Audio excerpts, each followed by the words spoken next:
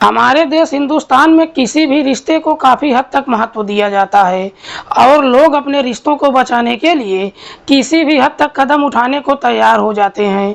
लेकिन आज की कहानी में इन्हीं रिश्तों को ऐसे तार तार किया जाता है कि जब इसका असलियत लोगों को मालूम चलता है तो वाकई में इसे सुनने के बाद हर किसी का सर शर्म से झुक जाता है।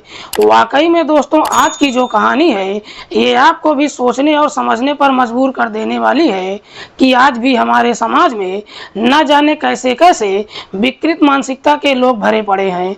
नमस्कार, प्रणाम, मैं आपका भाई, आपका दोस्त अभय और आप देख रहे हैं द कीप क्राइम।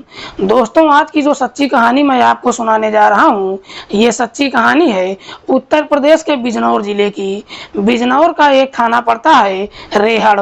रेहड़ थाने के अंतर्गत एक गांव आता है लालबाग और इसी लालबाग गांव का रहने वाला है गुरदास सिंह।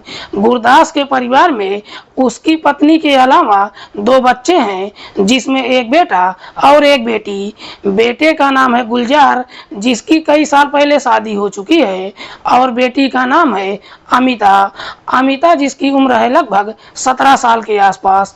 बात कर रहा हूं मैं 21 दिसंबर 2017 की सुबह के लगभग 10 बजे के आसपास की। जब अमिता अपने घर से बाहर निकलती है तो अपनी माँ से कहती है कि मैं किसी काम से बाहर जा रही हूँ, लेकिन अमिता ये नहीं बताती है कि मैं कहाँ और किस काम से जा रही हूँ। जब 3 घंटे का समय गुजर जाता है, अमिता जब अपने घर पर नहीं आती है तो सुखविंदर अपनी बेटी के नंबर पर फोन लगाती है, लेकिन अब अमिता का नंबर स्विच ऑफ बताने लगता है। सुखविंदर कई बार अपनी बेटी के नंबर पर फोन करती है। बार बार फोन करने के बावजूद भी जब अमिता के नंबर पर फोन नहीं लगता है, अब सुखविंदर एकदम से परेशान हो जाती है और अपने पति के नंबर पर फोन लगाती है और कहती है कि अमिता को गए हुए 3 घंटे का समय गुजर चुका है, लेकिन ना तो घर पर आई है और ना ही उसका मोबाइल ऑन हुआ है। सुखविंदर जब इस तरह की बातें अपने पति से कहती है, ये सुनकर गुरदास भी एकदम से परेशान हो जाता है और भागते दौड़ते अपने घर पर आता है और अपने बेटे गुलजार के बेटे कमलजीत को बुलाता है। दरअसल कमलजीत जो गुरदास का पोता है, कमलजीत जिसकी उम्र है लगभग 22 साल के आसपास। गुरदास अपने पोते कमलजीत से कहता है कि गांव में जाकर पता करो अमिता किसी के घर पर तो नहीं है। कमलजीत गांव में जाता है। 1 घंटे बाद वापस जब घर पर आता है, अपने दादा से बताता है कि मैं गांव में हर घर में जाकर देख चुका हूं, लेकिन अमिता का कहीं कुछ पता नहीं चला। उसके बाद गुरदास का पूरा परिवार हर जगहों पर अमिता को ढूंढना शुरू कर देता है। देखते ही देखते सुबह से शाम हो जाती है, अमिता ना तो घर पर आती है और ना ही उसका मोबाइल ऑन होता है। इसीलिए गुरदास उसी दिन शाम के समय नजदीकी थाने में जाता है और अपनी बेटी का गुमशुदगी का रिपोर्ट दर्ज करवा देता है। लेकिन जैसे ही सुबह होती है, इधर अगले दिन 22 दिसंबर की सुबह सुबह थाने में एक सूचना दी जाती है कि जिम नेशनल पार्क में एक लड़की का डेड बॉडी पड़ा है। पुलिस को जब सूचना मिलती है, पुलिस अपनी टीम के साथ घटना स्थल पर पहुंचती है। सबसे पहले डेड बॉडी को चेक करती है तो मालूम चलता है कि मरने वाली लड़की की उम्र लगभग 17 से 18 साल के आसपास है। उसके शरीर पर कोई चोट या घाव का निशान भी मौजूद नहीं है, लेकिन डेड बॉडी बिल्कुल नीला पड़ चुका था, जिसे देखकर पुलिस अंदाजा लगाती है कि शायद इस लड़की ने जहर खाकर आत्महत्या कर लिया है। लेकिन पुलिस जब डेड बॉडी को देखती है तो उसकी कदकाठी अमिता के जैसा ही दिखाई देता है। इसीलिए पुलिस गुरदास को घटनास्थल पर बुलाती है। इधर गुरदास जब घटनास्थल पर पहुंचता है और जब डेड बॉडी को देखता है, जोर जोर से रोने लगता है, जिसे देखकर पुलिस अंदाजा लगाती है कि मरने वाली लड़की कोई और नहीं बल्कि अमिता ही है। पुलिस सबसे पहले डेड बॉडी को अपने कब्जे में लेकर पोस्टमार्टम के लिए भेज देती है और फिर गुरदास से कहती है कि अमिता ने आत्महत्या कर लिया है। क्या तुम बता सकते हो कि अमिता ने इस तरह का कदम क्यों उठाया? पुलिस जब आत्महत्या की बात कहती है, ये सुनकर गुरदास भी एकदम से चौंक जाता है और पुलिस वालों से कहता है कि नहीं साहब, ये नहीं हो सकता है, मेरी बेटी आत्महत्या नहीं कर सकती है, क्योंकि मैं अपनी बेटी की लाड प्यार से परवरिश ही नहीं कर रहा था बल्कि उसकी तमाम ख्वाहिशों को भी पूरा कर रहा था। गुरदास जब इस तरह का जवाब देता है, उसके बाद सच्चाई का पता लगाने के लिए पुलिस के पास मात्र एक ही रास्ता बचा था, पोस्टमार्टम। 2 दिन के बाद जब पोस्टमार्टम रिपोर्ट आता है तो उस रिपोर्ट में एक बड़ा ही चौंकाने वाला खुलासा होता है। दरअसल पोस्टमार्टम रिपोर्ट में बताया जाता है कि अमिता जहर तो खाई ही थी, साथ ही उसकी गला दबाकर हत्या भी किया गया था, लेकिन साथ ही साथ वो 4 महीने की प्रेग्नेंट भी थी। जब इस तरह का पोस्टमार्टम रिपोर्ट आता है तो पुलिस को भी लगता है कि ये मामला प्रेम प्रसंग का है।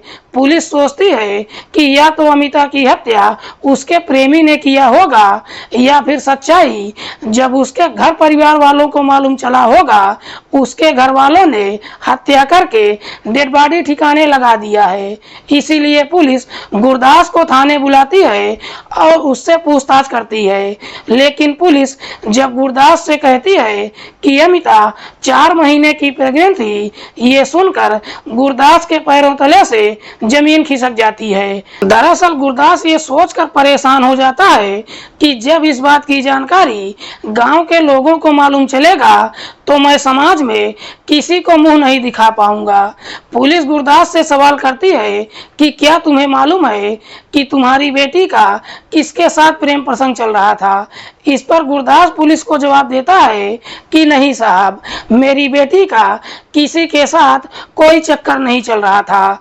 लेकिन सोचने वाली बात यह है कि पिछले 4 महीनों से अमिता के पेट में किसका बच्चा पल रहा था। पुलिस सच्चाई का पता लगाने के लिए अपने खबरियों को काम पर लगा देती है। इधर गुरदास जब अपने घर पर आता है तो देखता है कि जब से अमिता की मौत हुई है तब से उसका पोता कमलजीत काफी परेशान नजर आ रहा है। जब 4 दिन का समय गुजर जाता है, एक खबरी पुलिस वालों को सूचना देता है कि साहब, गांव के कुछ लोगों से मालूम चला है कि जिस दिन अमिता की हत्या हुई थी उस दिन गांव के लोगों ने अमिता और कमलजीत को एक साथ ही गांव से बाहर जाते हुए देखा है। खबरी जब इस तरह की बातें पुलिस वालों से कहता है, पुलिस गुरदास के घर पर जाती है और उसके पोते कमलजीत को गिरफ्तार करके थाने पहुंच जाती है। पुलिस जब कमलजीत से अमिता की हत्या के बारे में पूछताछ करती है तो कमलजीत रोने लगता है और रोते हुए पुलिस वालों से कहता है कि हाँ साहब, अमिता की हत्या मैंने ही किया है। दरअसल मैं उसे मारना नहीं चाहता था, लेकिन मेरे पास कोई दूसरा रास्ता नहीं बचा था, इसीलिए मजबूर होकर मुझे अमिता की हत्या करना पड़ा। दरअसल कमलजीत उम्र में अमिता से लगभग 5 साल का बड़ा है। अमिता जैसे ही जवानी की दहलीज पर कदम रखती है, उसके बदन को देखकर कमलजीत की नीयत खराब हो जाती है। हालांकि कमलजीत को ये मालूम होता है कि अमिता रिश्ते में उसकी बुआ लगती है, लेकिन चाहकर भी अपने आप को रोक नहीं पाता है और फिर अमिता को पाने के लिए उसके आगे पीछे घूमने लगता है।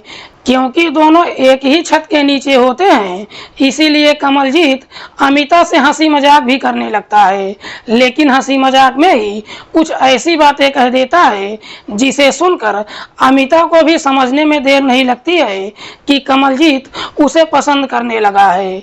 दरअसल अमिता भी अभी अभी जवानी की दहलीज पर कदम रखी ही थी, इसीलिए अमिता भी अपने आप को रोक नहीं पाती है और आखिरकार ना चाहते हुए भी बुआ और भतीजा के बीच में प्रेम प्रसंग शुरू हो जाता है। क्योंकि दोनों के बीच में बुआ भतीजे का रिश्ता होता है, इसी का दोनों फायदा भी उठाते हैं। दोनों के बीच में जब प्रेम प्रसंग शुरू होता है, घर में इस बात की जानकारी किसी को मालूम नहीं चलता है।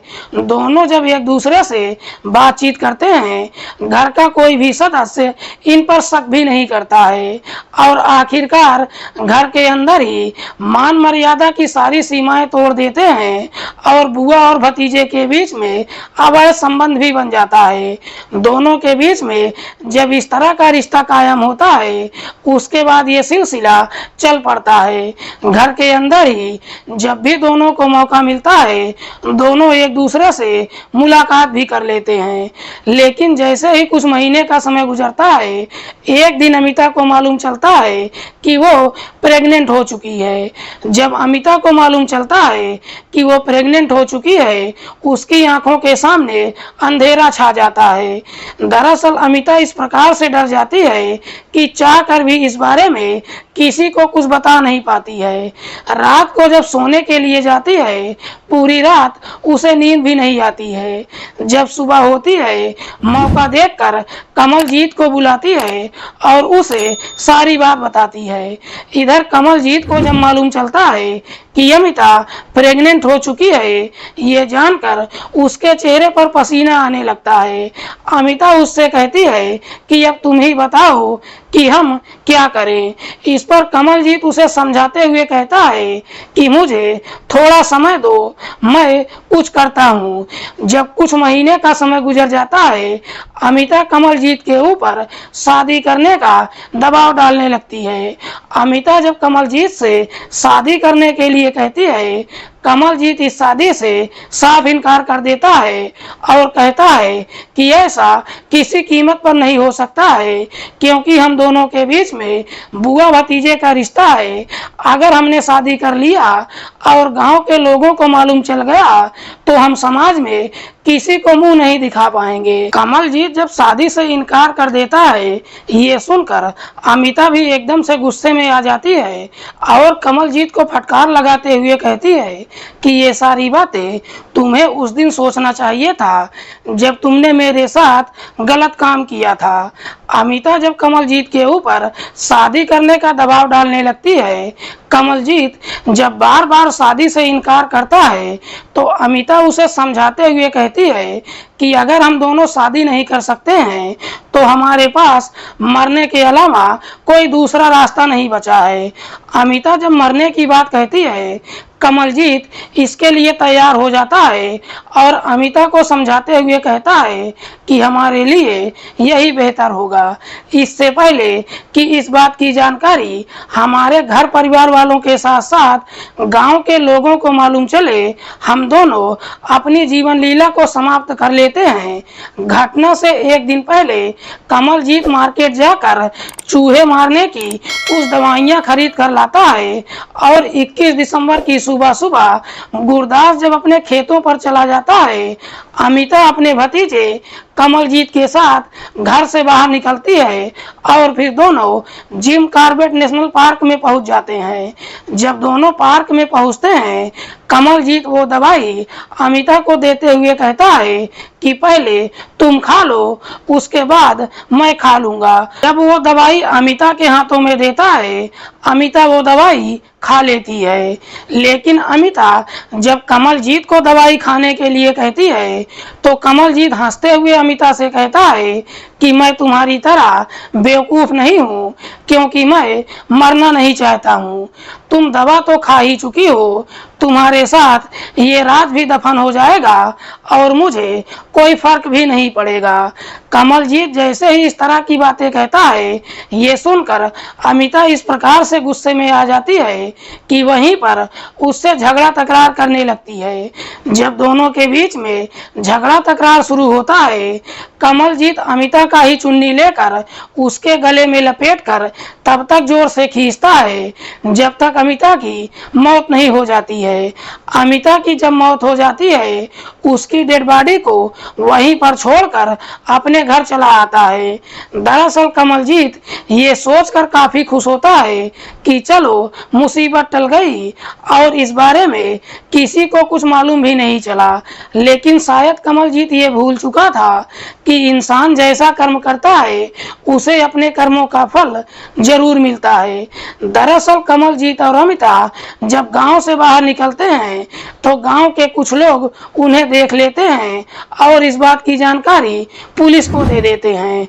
वाकई में कमलजीत जब ये पूरी कहानी पुलिस को बताता है खासकर इसकी असलियत जब उसके घर वालों के साथ साथ गांव के लोगों को मालूम चलता है तो किसी को भी अपने कानों पर भरोसा नहीं होता है। फिलहाल पुलिस ने कमलजीत को अपनी हिरासत में लेकर उस पर गंभीर धाराओं में मुकदमा दर्ज करके जेल भेज दिया है। दोस्तों, इस पूरी घटना के बारे में आप क्या सोचते हैं? आप अपनी राय कमेंट बॉक्स में हमें जरूर दीजिएगा।